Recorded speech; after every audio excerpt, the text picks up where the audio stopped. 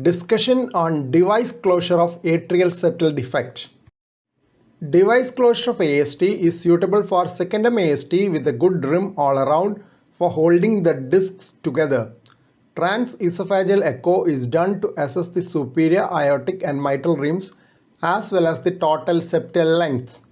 Please subscribe to this channel for future updates. Click on the subscribe button. Press the bell icon after that for all updates. It is ideal to have TEE guidance during the procedure as well. A guide wire is introduced through the femoral vein into the inferior vena cava and further through the right atrium across the ASD into the left atrium. The tip of the wire is then placed in the pulmonary vein and a long venous sheath is introduced.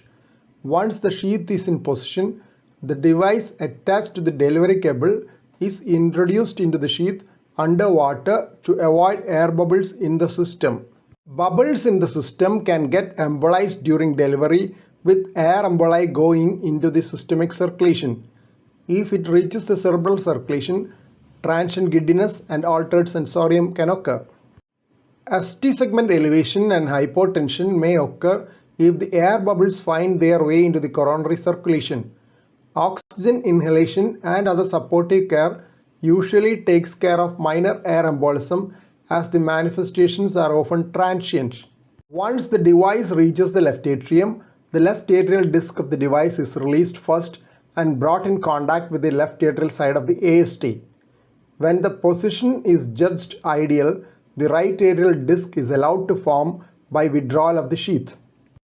Once the two discs are in position with the waist across the ASD, slight wiggling is done to make sure that the device is perfectly fitting and has no tendency for dislodgement.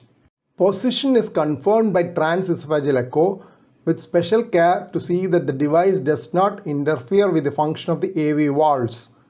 Once everything is fine, the device is released by unscrewing the delivery cable. An unstable device can occasionally get dislodged either into the left or right atrium. It may be possible to snare out the dislodged device depending on the position where it gets lodged. Rarely, surgical intervention may be needed to retrieve a dislodged device. One of the dreaded long-term complications of ASD device closure is aortic erosion, which is more likely to occur if the aortic rim is deficient.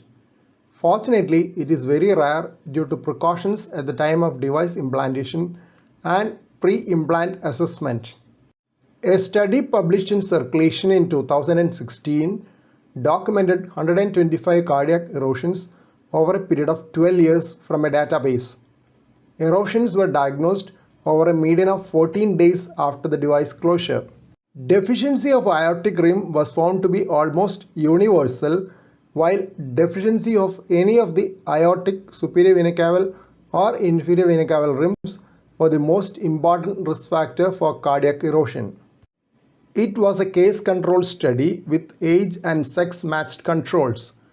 Device oversizing also contributed to the chance for cardiac erosion after ASD device closure. Those who died of cardiac erosions were more likely to have aortic erosion than the survivors and an oversized device. Though the median period was 14 days, 16 of the 125 erosions were diagnosed after 1 year. Other factors related to erosion were larger size of the ASD, larger size of the device, smaller weight bar device size ratio, and more than 5 mm difference between the ASD size and device size. Generally, closure of ASD is done in children and young adults. A study involving 23 patients with ASD and median age of 70 years having ASD size between 9 to 30 mm reported favorable cardiac remodeling and improvement of functional status. The New York Heart Association functional class improved in 16 patients. They had significant improvement in 6-minute walk distance and mental health score. No major complications were noted in these ASD device recipients. They also had significant change in the left ventricular end diastolic and end systolic dimensions at 1 year after the closure. There was accompanying significant reduction in right ventricular end diastolic dimensions as expected. The improvement of LV function was due to offsetting of the reverse Bernheim effect, in which RV dilatation causes a septal bulge and impedance to LV function. Though some studies have shown transient increases in left atrial pressure and consequent pulmonary edema in elderly patients after ASD closure due to a stiff LV, the current study did not report any such instance.